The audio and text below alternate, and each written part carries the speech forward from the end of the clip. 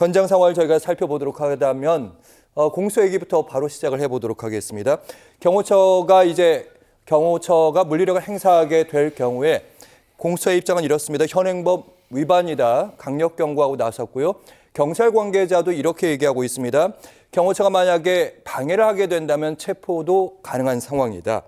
그러니까 경호처가 만약에 체포영장에 협조를 하지 않게 되면 현장에서 체포도 될 수 있는 거고요. 그리고 나중에 법안에 의해서 형사적 처벌도 받을 수 있는데 왜 경호처는 여기에 대해서 뚜렷한 입장이 없고 적법 절차에 따라서 경호하겠다 이런 얘기만 반복하는 것인지.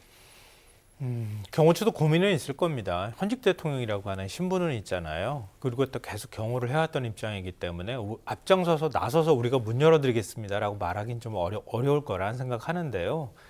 다만 이제 영장 집행할 때 경호처가 어떤 태도를 보이는가 이건 굉장히 중요한 문제라고 봐요. 근데 경호처가 영장 집행을 막는다고 하면 이건 명백하게 현행법 위반입니다. 당연히 직권남용 권리행사 방해와 특수공무 집행 방해 혐의로 현장에서 체포될 수밖에 없는 상황입니다. 경호처 직원이 그걸 모를 리는 없다 이렇게 생각하고요. 그러면은 이런 압수수색 영장하고 수색 영장을 지금 받았는데 이게 정말 합법적인 영장이냐? 자꾸 이걸 가지고 시비를 걸어요.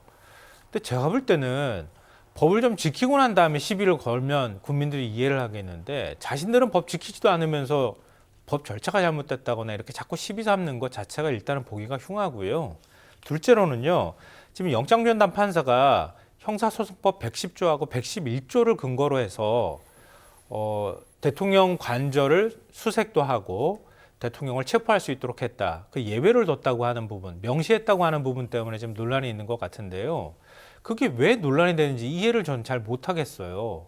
왜냐하면 일단은 영장에 대한 판단은 그러니까 구체적으로 영장이 필요한지 안 하느냐의 판단은 우리나라에서 판사만 할 수 있습니다. 법원이 하는 거예요. 예. 형사소송법에 110조하고 111조만 얘기 나오잖아요. 그 바로 전항이 109조입니다. 109조에 법원은 필요한 때 피고 사건과 관련이 있다고 인정할 수 있는 것에 하나여 피고인의 신체, 물건 또는 주거, 그 밖의 장소를 수색할 수 있다. 돼 있어요. 법원이 판단하는 겁니다. 누가 판단합니까 이거를? 법원이 판단하는 거거든요.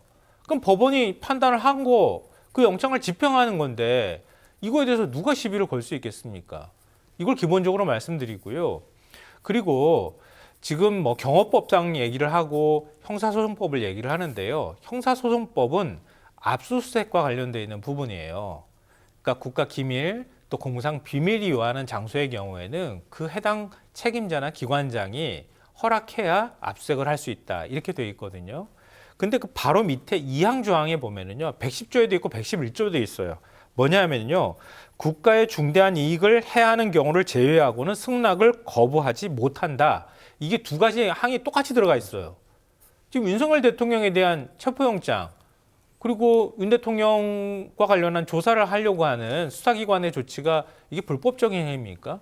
그리고 국가의 중대한 이익을 행하는 행위입니까? 아니잖아요.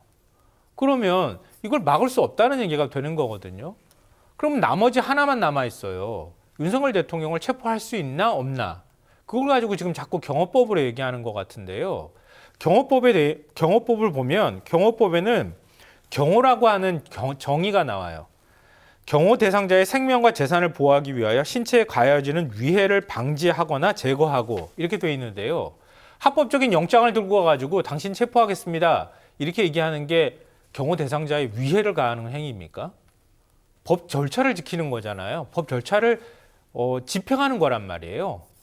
그럼 뭘로 막는 겁니까? 무슨 근거로 이게 불법이라고 얘기하고 막겠다고 얘기를 하는 겁니까? 저는 그 어떤 것으로도 막을 수 있는 근거가 없다 이렇게 생각합니다.